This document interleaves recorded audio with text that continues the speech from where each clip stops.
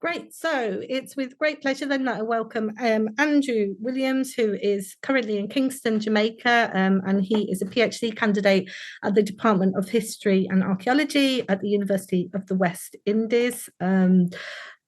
Researching early 18th century Kingston, and he was previously supported by a study abroad studentship awarded by the Leverhulme Trust, and now he's in receipt of a departmental award from the Department of History and Archaeology. And his talk today is entitled The Long Road from Bog Walk, Electricity and Electrification in Jamaica, 1890s to 1970s. So over to you, Andrew. All right, thank you very much.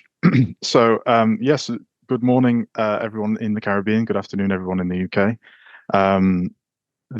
My presentation is, as Eve was saying, a little straying a little from my thesis research. But I became interested in this topic, full disclosure, because my wife, who is Jamaican, works in a power station in Jamaica. So having a historian's curiosity, I developed this kind of interest, and I was like, so how did this come to be? How did this emerge? And so I started doing a piece of research, and so this is the research so far. You might observe perhaps a little bit of a bias towards some of the earlier years than the later years, but I hopefully do cover everything that you might hope to see. So starting with a little overview of electricity in Jamaica today. If you have never lived in Jamaica, you've probably never thought about it. But if you have lived in Jamaica, or you've been to Jamaica, you might well have heard things like JPS and the light bill being thrown around. And so I thought I'd just cover the kind of situation that Jamaica has today in terms of its electricity sector before I go into the history. So the Jamaica Public Service Company, aka JPS, has a monopoly on transmission and distribution in Jamaica, but it does not, since the 1990s, it has not had a monopoly on generation. So there are several what they call independent power providers, IPPs, and they sell electricity to JPS, which is then supplied to consumers. So JPS controls all the billing and all that sort of thing. Peak electricity demand in Jamaica, as in the highest ever recorded, was 692 megawatts, which is in 2023. The largest power station I've pictured on the right today, the largest power station, is in the town of Old Harbour in St. Catherine. Yes, and it's a liquid natural gas power station that has a capacity of 194 megawatts, and it's owned by JPS. But as I said, there are these IPPs, so these are private companies that sell electricity to JPS. The largest of those operates 3 power stations. Jamaica does have one of the highest electricity prices in the region, and as I mentioned, the light bill is an object of universal scorn if you were to ask any Jamaican about it. These days, power cuts are quite rare, but they can happen, and there was definitely a vulnerability to natural disasters demonstrated last year with Hurricane Beryl. So that gives you somewhat of an overview. I would also mention that probably between 95 and 100% of the island has electricity these days. So this topic that I'm talking about today is usually kind of put into this new area of history that's called usually energy history or energy humanities, because of course there are other subjects like geography and archaeology that can contribute to this subject. And this is a relatively new field of history that's probably emerged over the last 50 years in any real sense. And there is a growing historical scholarship in this area because they recognize, or it is recognized, that electricity was instrumental in the changes that the world underwent in the 20th century. I would suggest that this area usually does quite closely relate to business history and also the history of science and technology. And you'll probably see that in this presentation that I do talk about aspects of technology and aspects of companies that were involved in driving change in Jamaica. I put a couple of books on the right there. These are just what I consider 2 of them early foundational books that historians wrote in this area. One is basically about America and one's basically about Britain. And as I say, I think that energy history is crucial to understanding how nations industrialized over the course of the 20th century. But I also think that it's critical to understanding domestic changes that ordinary people underwent and how these were possible, and the general increase in standard of living that most of the world's population saw. But looking at the Caribbean as a specific region, you're a bit more limited in the stuff that has been produced so far. I've done a fairly thorough search, including in French and Spanish language sources and catalogs, and I've only really managed to find a couple articles about Puerto Rico, quite recent, and a authorized history of Barbados's power company. So there is only quite a limited selection of secondary research out there already in this area, and so perhaps, as this presentation might suggest, that this is an area that perhaps scholars of the Caribbean and Caribbean history could look into more in the future. So moving on to the kind of the history aspect of it, as you will know, that all history kind of requires some quite good sources, and failure to refer to bona fide sources can produce myths, historical myths, and there are a few historical myths in Jamaica's electricity history that I will talk about. Ideally, access to an energy company's archives, and as I say, JPS is the main energy company in Jamaica. That would be ideal. Unfortunately, I don't know of any energy company in Jamaica that has any archive that's accessible to the public, but I have written, and I'm hoping to hear back from them. If you're researching something, if you are researching something in the United States or a company that came from the United States, there is already a source, a bibliography out there that is quite useful, and I've read that. Of course, you have official archives. The Jamaica Archives in Spanish Town does hold several useful collections of documents for this subject, and mainly among the records of the colonial secretary, who was the kind of top civil servant in the period of Britain's colonial rule of Jamaica. And there are a few post-1962 cabinet briefings and a few documents like that. But there are noticeable absences. And if you've worked in Jamaican in the archives in Jamaica, you'll realize that obviously this subject is not the only subject that has absences. But two that I've realized is that there was a period where JPS was effectively nationalized, and I will talk about that towards the end.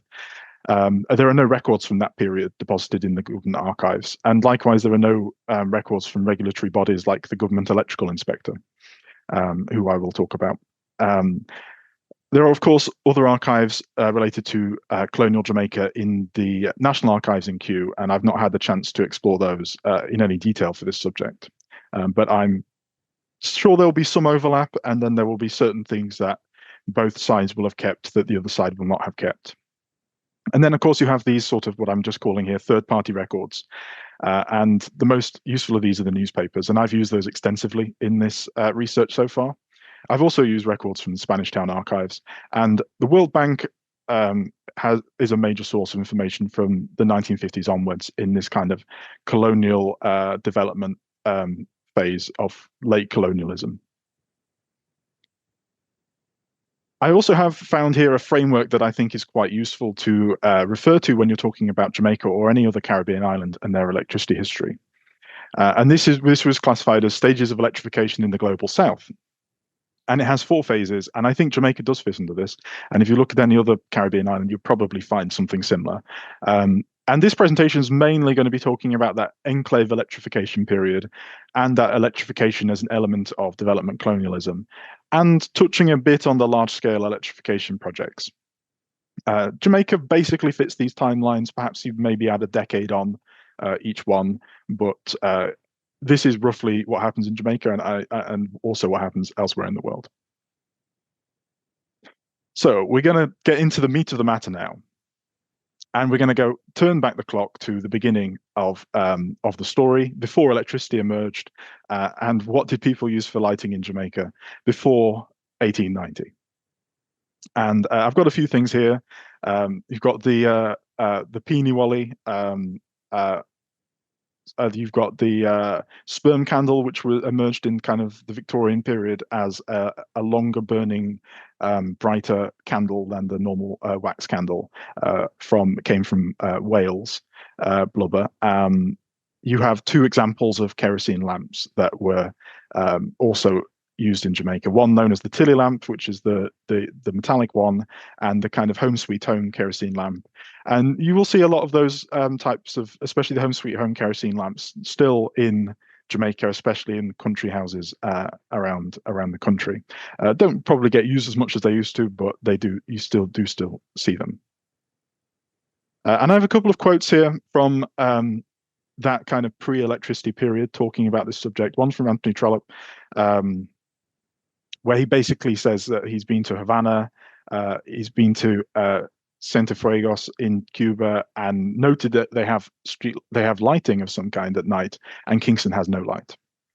And another one talking about kerosene lamps from a visitor staying in a lodging house, and he calls it the evil-smelling kerosene lamp, and it did have a reputation for that, and also how the light attracts so many sort of creatures of the night, and you do get a bit of that still. Not really much in urban areas these days, but in rural areas you will still find a lot of moths and things will fly towards your lights. And that brings us to the beginning of street lighting in Jamaica. And actually, electricity wasn't the first thing, it was gas. In 1872, the capital of Jamaica was transferred from Spanish Town to Kingston, something that had been a long time coming. And one of the improvements that was implemented by the governor at the time was to build a gasworks at Hunts Bay. And this was primarily to light the streets of Kingston at night, and also to provide some gas lights for private residences. These were commissioned in 1877, but they weren't generally very well regarded. They were considered kind of a dim flicker of light. And I have a gas lamp. This is from London. This is not from Jamaica, just as an image. But that's the kind of situation you had going into, and it was only Kingston as well. It was only Kingston that had gas lighting. So we're coming to the beginning now. And there is a bit of confusion. This kind of story is not very well understood. So that's why I've dwelled on it a little bit. So the first electricity company in Jamaica was established in 1889. It was called the Jamaica Electric Light and Power Company, JELP. I might just call it JELP in this presentation, just for ease of saying out all the syllables all the time. But this was formed by a group of Jamaican local businessmen, landowners in Kingston, and they were addressed by, at their first meeting, a representative from the American company Thomson Houston, which later became General Electric. And they decided in 1889 they set up the company. They mainly raised money through selling shares locally. And so this was basically what I would call a Creole enterprise. It was in the sense of Creole, meaning locally developed. It purchased property at the intersection of Harbour and Gold Streets in downtown Kingston. And at this time, of course, the urban sprawl of the Kingston-St Andrew metropolitan area, if you're familiar with that, that did not exist. So Kingston was still separate from St Andrew. And so they were only lighting the city of Kingston. And they built a power station under the Thomson Houston system. And I do talk a little bit about this guy on the left here. He was, in a sense, one of the earliest pioneers of electricity in Jamaica. He was from the middle of Jamaica. He was a Creole white. His family had large amounts of land. He had trained himself as a civil engineer, and in the 1880s he went out and worked in the logistics department of the French Panama Canal Company. And if you're familiar with the French Panama Canal Company, you know that it was a failure, and it resulted in hundreds of people died from yellow fever predominantly. And so he bore witness to all of this. He was in the commissary department. And he came back to Jamaica and he helped set up this electricity company. And he was their manager and company secretary for the entire existence of JELP. So he was instrumental in the beginnings of electricity in Jamaica. His name was Leslie Foster Davis. And he does come back later in the presentation. A little bit more about Gold Street Power Station, and this was the first power station in Jamaica. The company actually organized a temporary power station elsewhere in Kingston in 1889, just as a demonstration of their system and their ability to light the streets. And they also were involved in lighting the two new hotels that were being built in Kingston, which was Constant Spring, well, that was in St Andrew, and Myrtle Bank. And these were being built for the Jamaica exhibition, which was a major international thing. They were trying to show off a new Jamaica ready for investment, and the government set aside funds to build these big new hotels, and JLP was involved in that. And actually, from my research, I think that the Constant Spring Hotel has fair claim to be the first building lit by electricity in Jamaica. I found no better claim. Well, besides the temporary power station, I have found no better claim than that. Constant Spring Hotel, the buildings are now partly a high school and partly a golf club, but the buildings are still there. It was in November 1890 that the power station came online, and they provided electricity for about 1,000 lights and 14 arc lights, which are these big street lights. And I've got an image from a map there, and you can see towards the top, that's the location of the power station. They used imported coal to run steam boilers, and they initially used dynamos, which output direct current, whereas these days all power stations use alternating current and alternators generators. So this was kind of a more primitive version of generator that was still in use at the time. And I do want to and I'm talking about the 1890s a bit, but I do want to talk about these early power stations that were the beginning of the history and the pioneers of the history. And there were two others that developed in the 1890s that I thought would be worth mentioning. First of all, Black River. And the reason this is interesting and worth mentioning is because this is often thought by a sort of garbled interpretation of history to be the first power station. But in reality, it was the second. It was after Kingston. And of course, Kingston had to be first. But Black River was second. And that was the parish capital of St. Elizabeth. And they were at that time notable as a thriving port in the logwood export trades. And if logwood was a dye wood, produced a red dye. And one of the main families involved in the logwood trade was the Leyden brothers, or the Leyden family. And it was they who set up Black River's first power station. They'd actually been appointed as the Jamaican agents of the Edison Spanish Colonial Light Company, which was one of Thomas Edison's companies to control his patents in Latin America. I could find no evidence of them ever doing anything in any other English language, English-speaking island or colony, just Jamaica. It's not clear that Edison Spanish Colonial Light Company actually built the Black River Power Station, but it's certainly a connection between the two. They actually began operating in 1894, and they closed in 1913. There is also some suggestion they used logwood and burnt it as the fuel, but I couldn't find any contemporary evidence of this from the time period, so I'm not entirely sure on that claim. There was also a power station in Montego Bay, and this was sort of the first hydro station that Jamaica ever had. It only lasted for 2 years. It was about 8 miles from the town, based on the Great River, and there are a few photos of that from that time period. It only lasted a couple of years. They sold it off. It didn't seem to be profitable, and Montego Bay actually didn't get electricity back for about another 20 years, or 30 years almost. I have a photo here. This is Waterloo House in Black River, and this was the Leyden brothers' house, and this is often claimed in the kind of folklore history to be the first house building to be lit by electricity in Jamaica. And as I mentioned earlier, that was probably Constant Spring, and if it wasn't Constant Spring, it was certainly somewhere in Kingston. This is usually claimed to have been lit by electricity in 1893. So obviously by this time there'd been a power station in Jamaica, in Kingston, for about 3 years. Moving on, we have Bog Walk, and that's the title of the presentation and kind of the headline piece. And I think it is quite interesting because Bog Walk as a power station and as a system of technology was quite unusual and quite innovative in the Caribbean at the time. But there is a bit of background. So since 1876, Kingston had a mule-drawn tramway system. And increasingly across the Western world, it was being realized that electricity could be used to power a tram. And in 1896, conveniently, the existing tram company's license was expiring. And so the government decided to announce that they would want a new company to come in, and they wanted them to electrify the tramway. And the company that won that tender was the West India Electric Company, WIEC, which I'll probably call WIEC in this presentation, just for convenience. And this was funded and owned by Canadian capitalists from Montreal. And they decided that that a kind of coal-fired power station wouldn't be economical. They wanted to build a hydro station, and they decided to build it on the Rio Cobre near the village of Bogwalk, and so the power station became known as Bogwalk Power Station. It's not actually located in the village or the town of Bogwalk. And this was an extraordinary creation. The pipe to bring the water from the dam in the Rio Cobre to the powerhouse was about 1.25 miles long and 8 feet in diameter.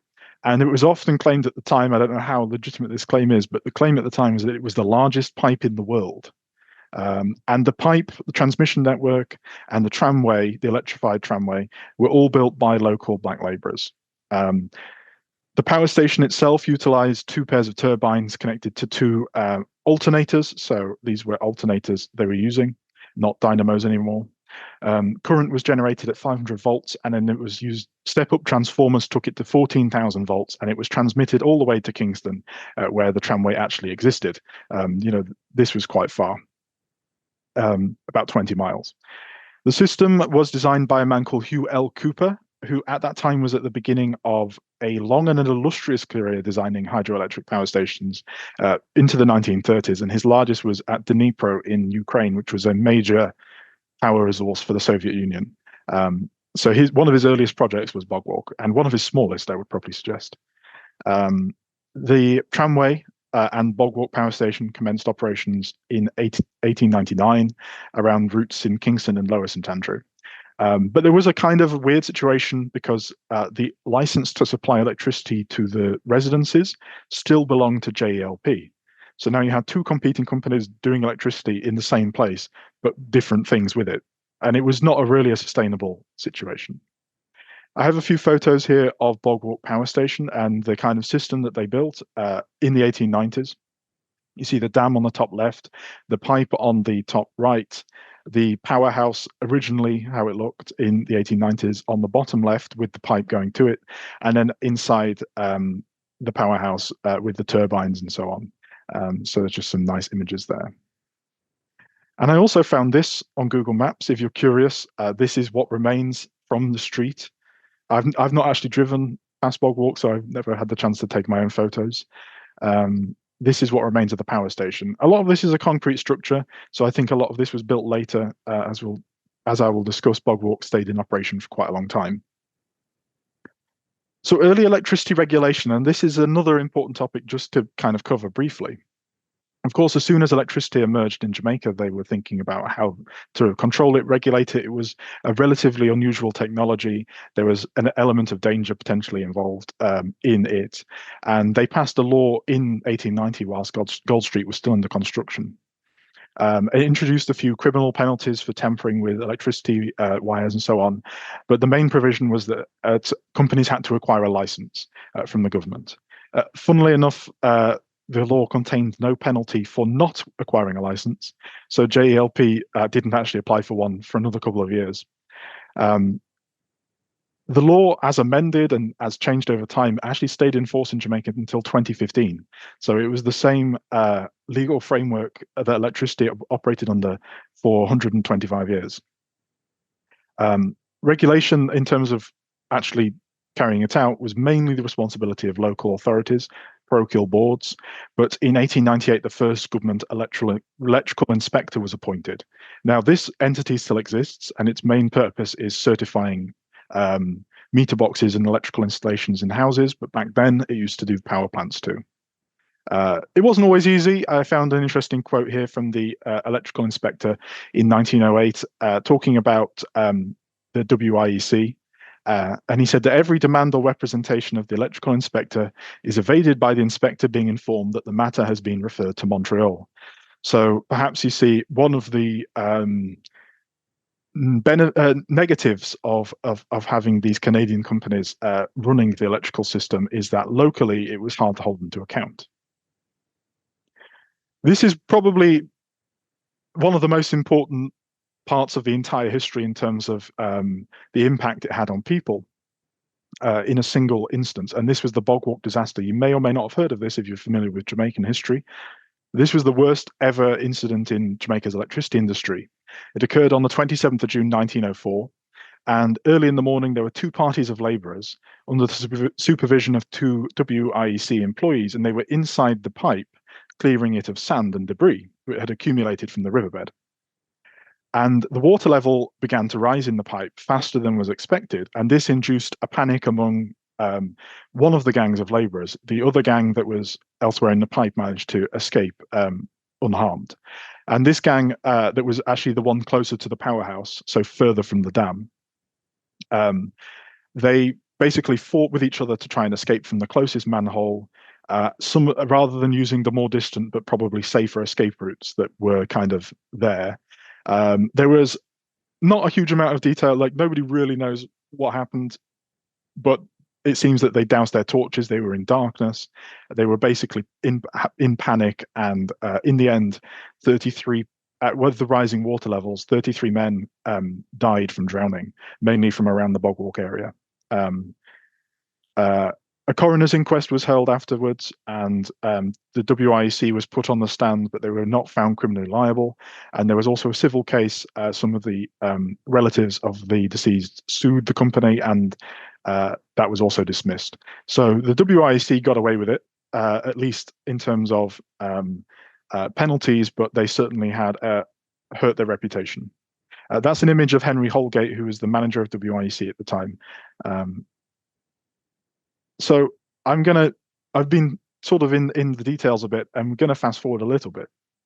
Over the next 20 years, where there was a change from WIEC to JPS, and I mentioned JPS at the start. So this is how JPS emerges. As I mentioned, it wasn't sustainable to have two companies operating in the same place, doing the same sort of thing, but not the same thing, and not being able to compete. And in the end, the resolution was found that WIEC bought out JELP. So they took over the Gold Street Power Station and the Kingston license. And so everything now, in terms of the Kingston-St Andrew area, was run by one company. Foster Davis did stay on as manager until 1908. He then retired from electricity. He became involved in the bakery business, and then he later became a town clerk of Kingston. So he did actually end up having a relatively important role in regulation, especially in the 1930s. Of course, I cannot avoid mentioning the 1907 earthquake that leveled large amounts of Kingston, killed over 1,000 people. This, of course, destroyed Gold Street Power Station. It was not until 1909 that Gold Street was rebuilt, and so I will show you an image of Gold Street later. This is the rebuilt Gold Street, the original Gold Street Power Station. I've not managed to find any images of it, besides the map I showed you. But the WIEC's management of the tramway was under increasing scrutiny as well. People weren't really very happy with it, usually due to cutting routes or raising fares. So there was a tramway riot in 1912, a strike by conductors in 1919. And it was in this environment that JPS came on the scene in 1923. This was also a Canadian company, sponsored by banks and some investment companies in Canada.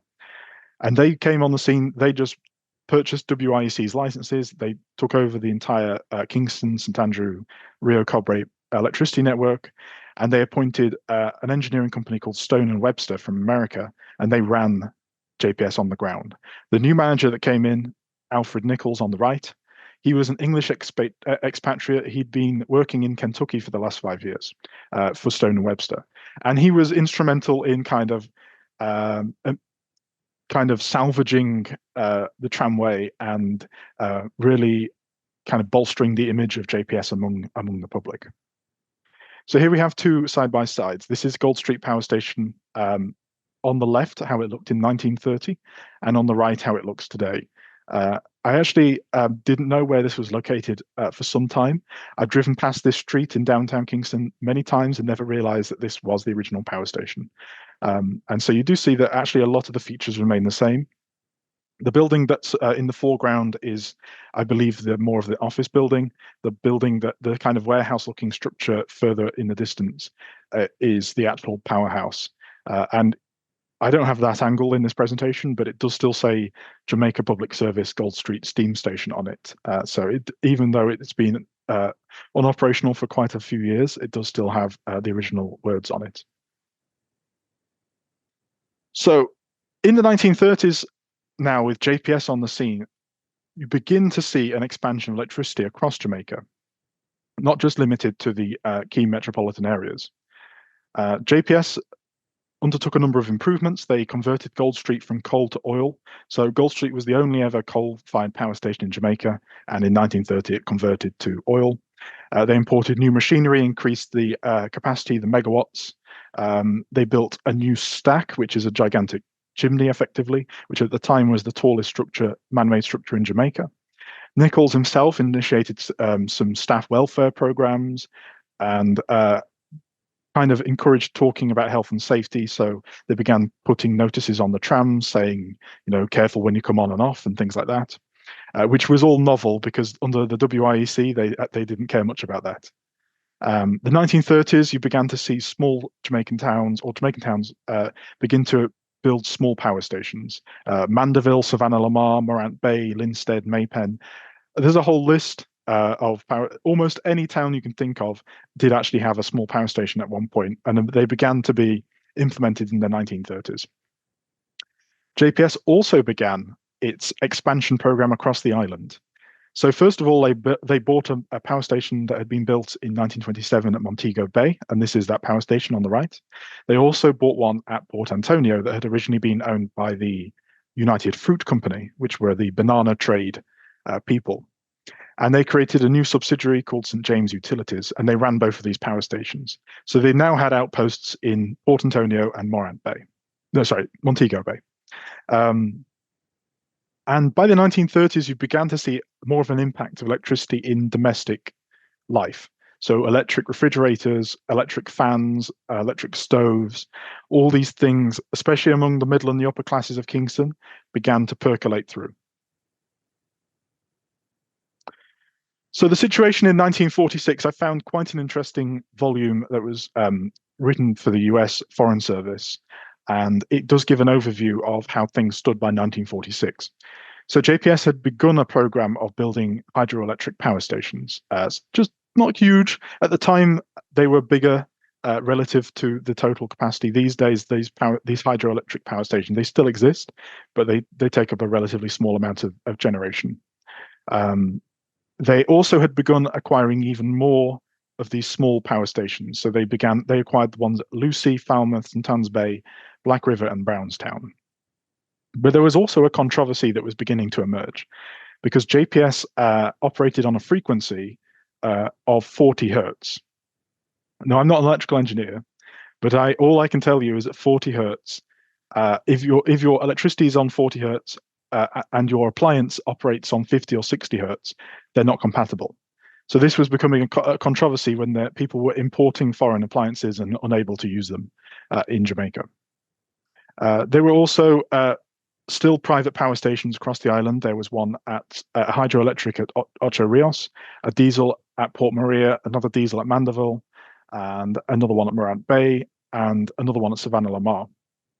And the one at Savannah Lamar is worth just mentioning because it was almost unique in Jamaica. It was the only one run by the government, actually the Procure Board, but it was the only power station in Jamaica at this time that was run by the government. And there's a table from the document there that just gives you an overview. Some of these services, for instance, they only operated at night to provide lighting, when the sun went down. So not exactly what you'd have thought, expect from a modern electricity service today. Talking a little bit more about this frequency debate, JPS commissioned a report in 1946 where they basically wanted someone else to say why they wouldn't want to change the frequency. They wanted to palm it off onto somebody else. And the consultants that they brought in to do the report noted that there would be certain advantages. And I was basically, as I was saying, it would enable the more advanced appliances to be able to be brought in. But JPS at the time was saying that this would only benefit a small income bracket of people. And that was probably true. But as time went on, it became less true. So that was essentially what they were arguing. And it was not until 1957 that a frequency standardization program began across Jamaica to bring everyone to 50 hertz. And the government set up an electricity frequency standardization commission. which is a mouthful, and the work was sponsored by the UK and by Canada, and it was completed in 1964. So it's a bit of the history there that probably not a lot of people know, but the hertz were all standardized to 50, and that is indeed what Jamaica still uses. And now moving to the 1960s, and we're reaching towards some of the end of the history here that I'm talking about today. And you begin to see a lot of changes come in, because from the 1950s, Jamaica was in an economic boom, effectively. The 1950s and 1960s especially were really the only boom period in 20th century Jamaican history. And JPS was quickly realizing that demand was far outstripping supply. So they built their first modern major power station at Hunts Bay in Kingston, which, if you might recall from the beginning, was the location of the gasworks originally.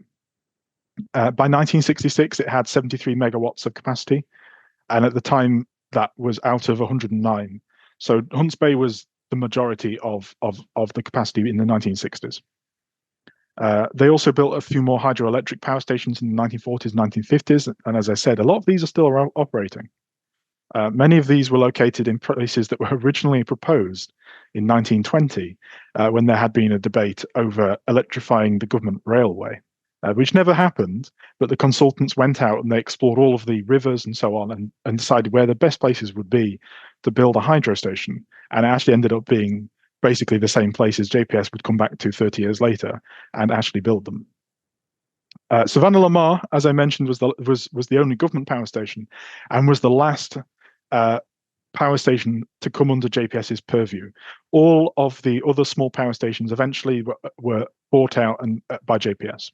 In 1958, a government agency had been established called the Electricity Authority, and this took over Savannah Lamar Power Station. In 1968, Savannah Lamar finally became part of JPS. So our old favourites, Bog Walk and Gold Street, were decommissioned at this time. So Bog Walk was decommissioned in 1966 and Gold Street in 1970. So they'd been at the forefront of Jamaican electricity for about 80 years, and were finally taken out of service. In 1966, JPS was granted an all-island electric license. So this was the first sort of official acknowledgement that JPS was the sole provider of electricity. Negotiations took 5 years, and the license was for 25 years with 10-year optional extensions. There were various requirements implemented on JPS. A new Public Utilities Commission was established to regulate the sector. And also there were some rules brought in, like a majority of board members had to be Jamaican, and any changes they were making to the structure had to be approved by the government.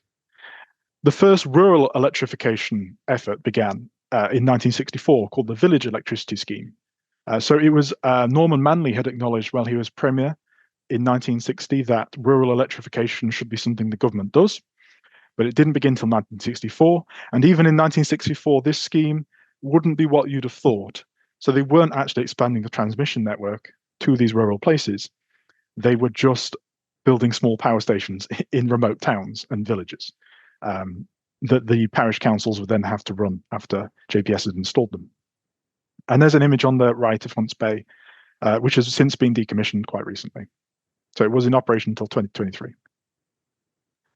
So I've got a couple adverts here. Something that I found really fascinating while researching this topic has been the adverts that JPS placed in the magazines and newspapers, because you really do get an impression of how JPS sort of wanted to project their image on Jamaica. There was some irony, perhaps. Sometimes these adverts were being placed at times when the electricity service was not very consistent. But you have two here. So the one on the right is advertising the Frigidaire electric refrigerator. JPS themselves were pushing a lot of these appliances. They were actually kind of instrumental in driving a lot of these changes in domestic life in Jamaica. And this is from about 1930. The one on the left is from the 1950s. And it's just a really interesting illustration, I think, showing how electricity transmission going between businesses and homes, and how that how JPS was driving progress. Or at least that's the image they were putting across. I think there's probably a whole study or a PhD thesis you could do just on these adverts. So coming to the end of where I'm going to be talking about I did want to talk about this committee because this is a committee that has been all but completely forgotten. And it is one of the few times in Jamaica's history where people got together and thought about what does the island need in the long term in terms of its electricity, not just short-term company acquisitions and so on, but what are we actually building towards? And this was established in 1965 and it reported in 1966, so post-independence. And the committee had been put together because during colonialism, they'd actually been talking, as I mentioned in the last bullet point, about bringing possibly nuclear power to Jamaica. In 1958, they had a consultant come and do a sort of analysis. And they decided at the time that Jamaica's demand was not high enough to warrant it. But the Electric Power Resources Investigation Committee came together and thought about what would Jamaica actually need for its national development. They noted, for instance, that only 15% of the population had electric power at this time. So transmission distribution was almost in all urban areas at the expense of the rural. Their load forecasts, they thought JPS were underestimating basically what they would need. And this committee recommended a program to bring electricity to 95% of homes by 1995. In terms of what they were supporting and what they were opposing, they supported bigger units, 50 to 100 megawatts, mainly fossil fuel powered steam turbines. They did not support diesel power stations. They thought that diesel fuel was too costly to import and that any large public supply should be built up from turbines, not from diesel. As it turns out, if you know a bit about Jamaica's electricity history or the current sector today, there are 2 or 3 diesel power stations in operation that do provide a fairly decent amount of the load. So this was one recommendation that was ignored. They also one of the more interesting things they said was that they thought that by 1975, it would have become economical to have a nuclear power station. And they one of the reasons they suggested that, which was never taken up, of course, was that they could use the power to smelt aluminium in Jamaica, rather than just mining the bauxite, extracting it and exporting it where it would be processed in other countries, like the United States. They were suggesting that actually we could bring that in Jamaica and it could be powered by nuclear energy. These were quite interesting ideas. Whether or not you would agree with them, obviously very few of them were taken up. But it's interesting to know that this committee existed and was thinking about these things.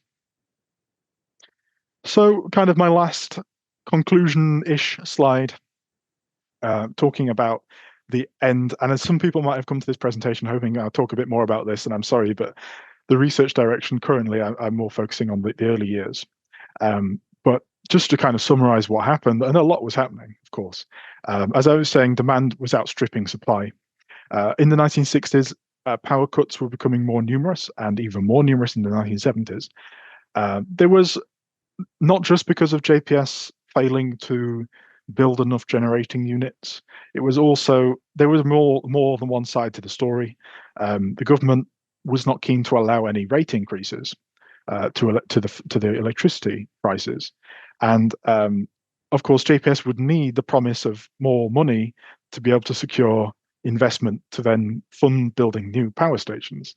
So it was sort of a self-fulfilling circle that needed some intervention to break. And indeed, in 1971, the government effectively nationalized JPS. This was Hugh Shearer's government, by the way, not Michael Manley's government. Some people would probably get that confused, because Hugh Shearer was the JLP, considered more of a right-wing politician, whereas Michael Manley was the left-wing PNP politician.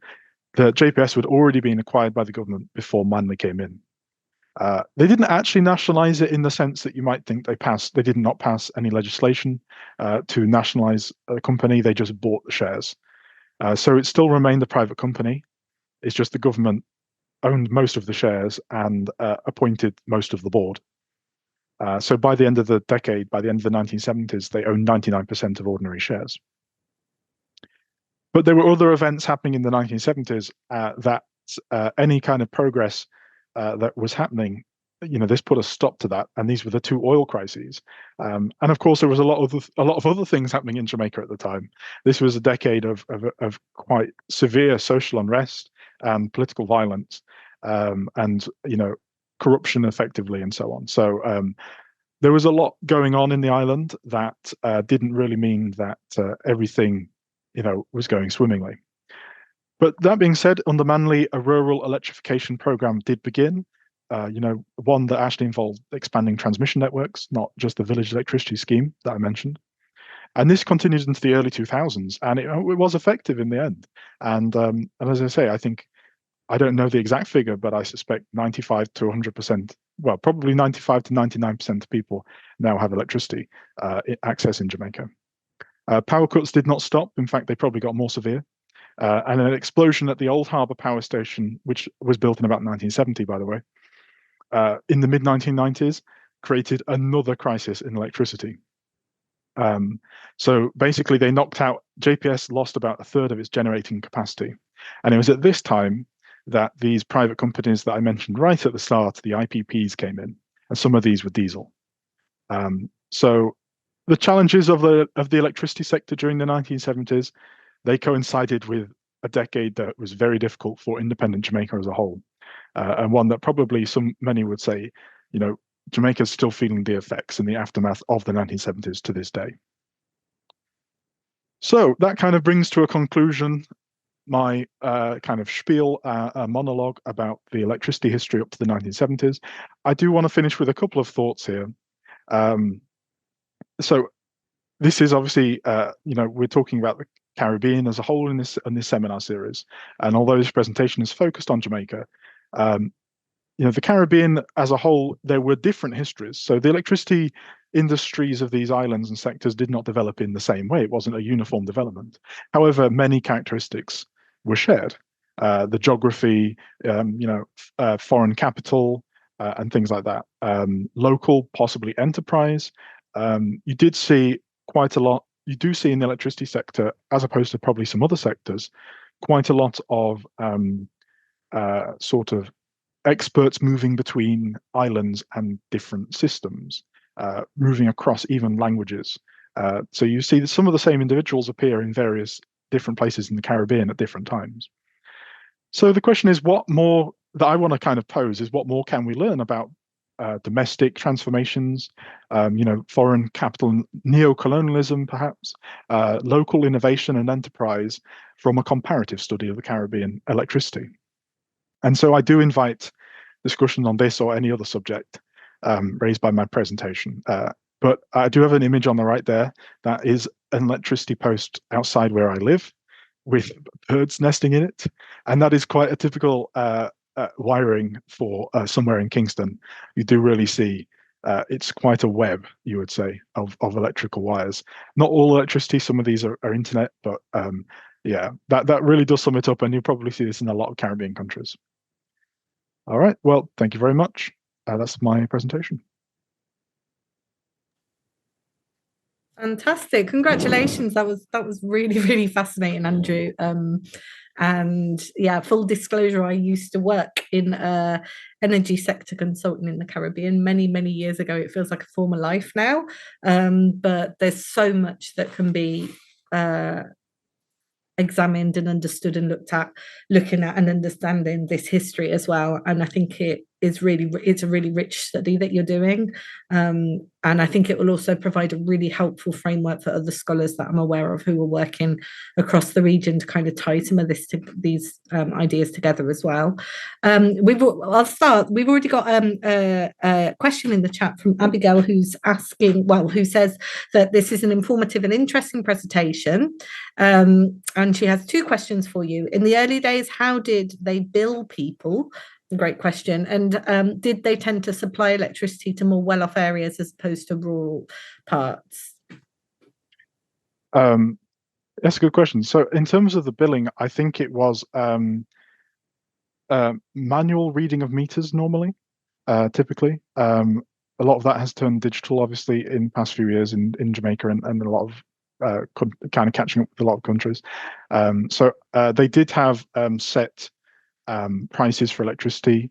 For instance, I know that I can recall that when the WIEC took over Gold Street Power Station in about 1905, the government stipulated that they shouldn't raise the price more than 1 shilling per kilowatt hour, which is at the time they called it a Board of Trade unit. So they were definitely, there were set prices, and the prices did change. I believe it was mainly manual meter reading, so that there were meters involved.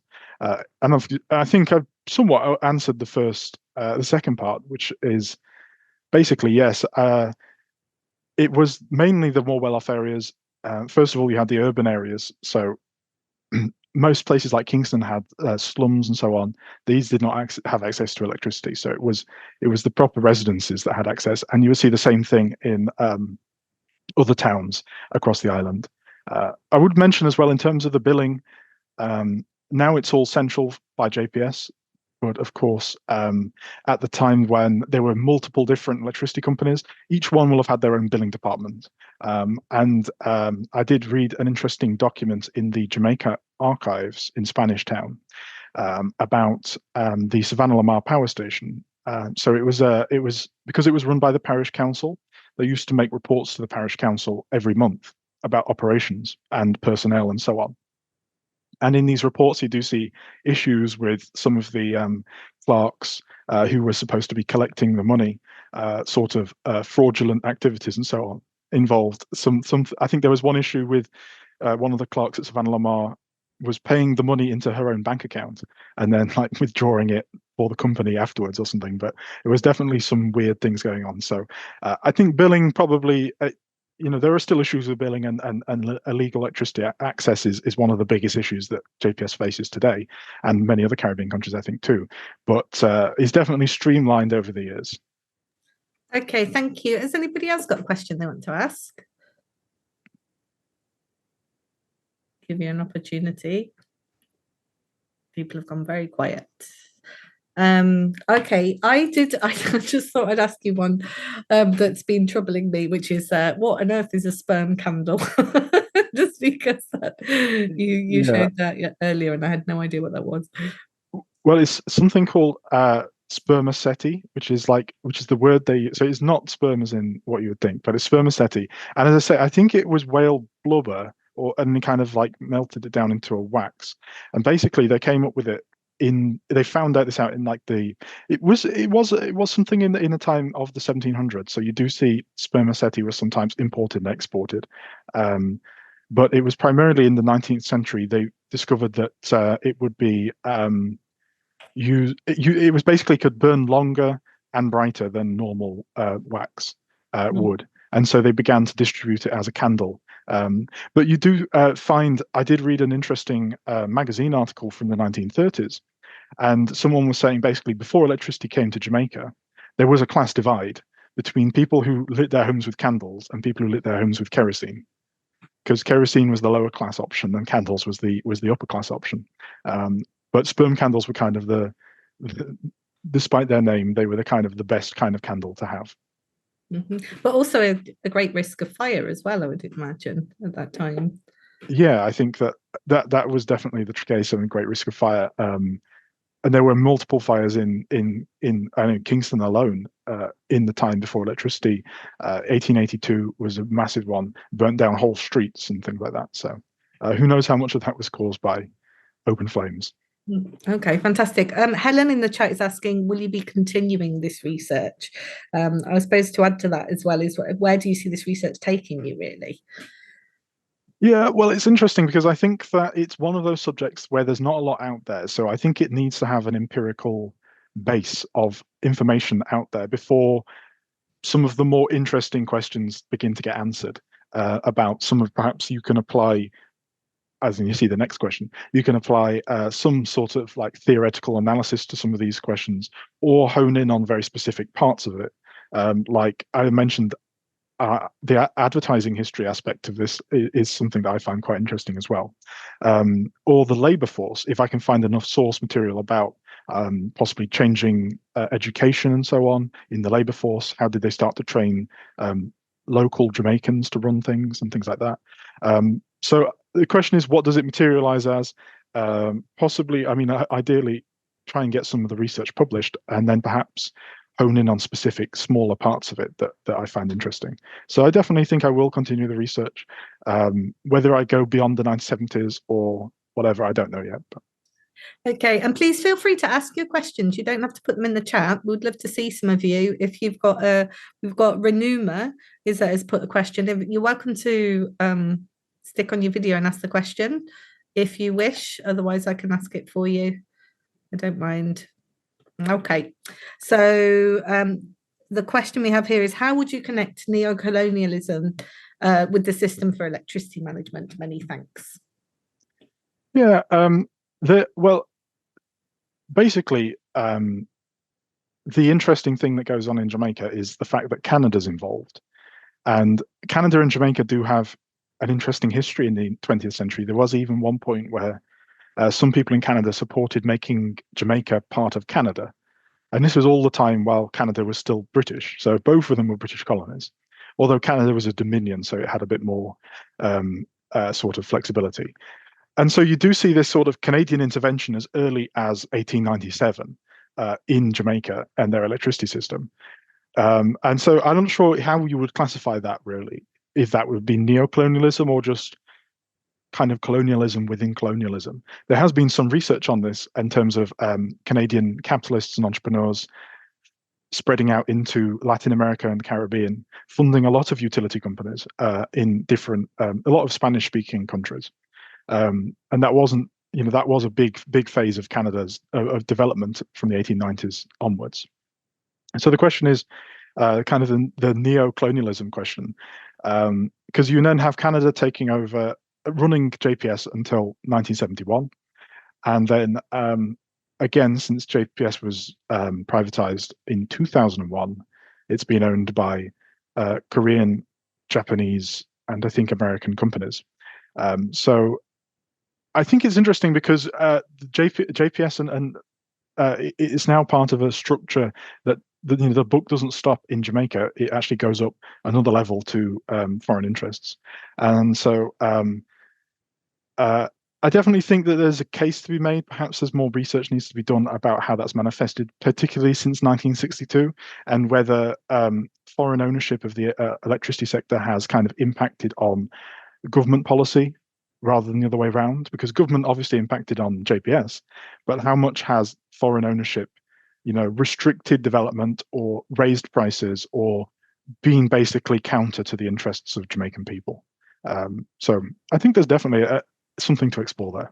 Great, thank you. Stephen, do you want to come in and ask your question, or shall I read it out? I can see Renima really liked your response as well. Read it out, please. Okay, fantastic. So Stephen is asking about municipal lighting, compared lighting provision in England outside cities and large towns. Probably was street lighting first, gas, then electricity. I lost a bit what the question is, but yeah, can you enlighten us a bit more about municipal lighting and how that came to be? Yeah, so I suspect that from what I've discovered, so obviously you find that it's gas first in Jamaica. There was no street lighting before gas, and the gas was only in Kingston, so it didn't even extend further north to the nearer villages or towns like Spanish Town and Halfway Tree at that time. And so it began as gas.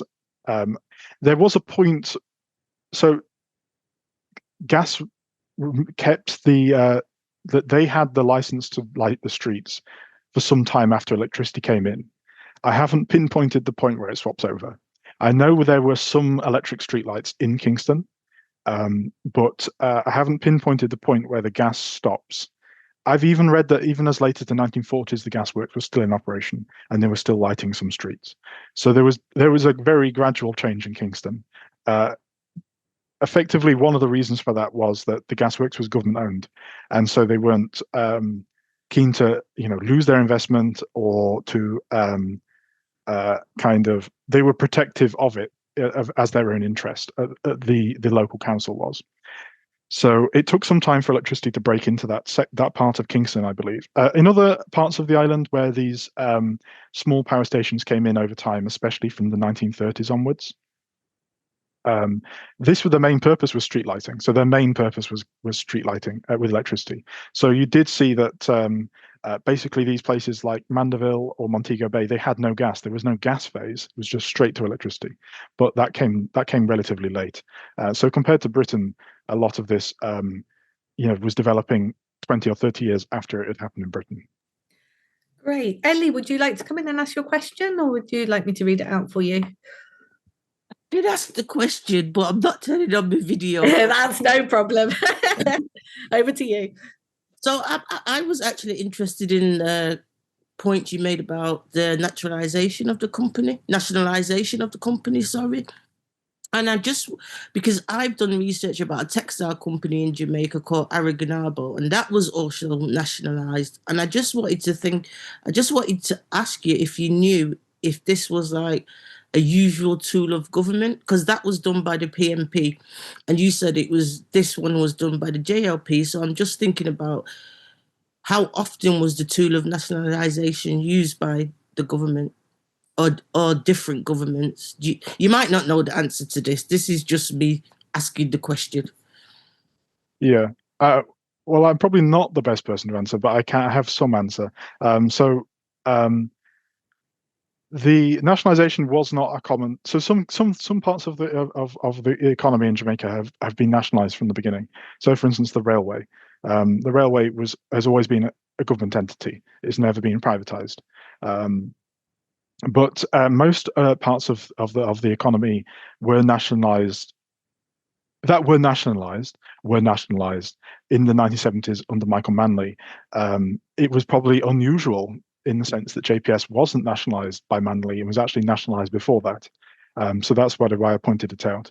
I'm not a political historian of the 1970s. That's why I'm not the best person to answer. But my general understanding is that Manley was essentially of the opinion that the government should control the commanding heights of the economy, and so large parts of what were considered strategic industries and so on were nationalized in the 1970s and then were subsequently privatized after that. So I think it was quite common. I don't know the exact method they used. That's also something I'm not sure about, because I was surprised. I was expecting to find that the government passed a law in 1971 saying the JPS Nationalisation Act, and that's not what happened. They actually just bought the shares. So they just ran it like a private company. It was still a private company, they just run by the government. So that's what I was surprised by. I don't know the method, whether that was changed, whether that was the same method they used in the 1970s later on, or whether they started doing acts of parliament to nationalise things. Yeah, so I'm not entirely sure, but I do know that it was quite a common thing. It did happen a lot in that time period. I'm not sure the finer details though. Thank you. Fantastic. I had a question actually about really thinking about, I mean, you mentioned it slightly, but thinking about kind of the social impact of the rollout of electricity as well, and particularly kind of how, different communities were transformed by that, and also the politics behind that as well, because certainly the work that I did many years ago, looking at this theme in other parts of the Caribbean, it's very clear that that the energy is highly politicized as a sector, and then it's linked to political influence as well, and is used as a way strategically, right, to gain votes and to gain political power and to gain favors basically in different rural communities particularly. So that's just something that the line I went down, because I always found that super fascinating.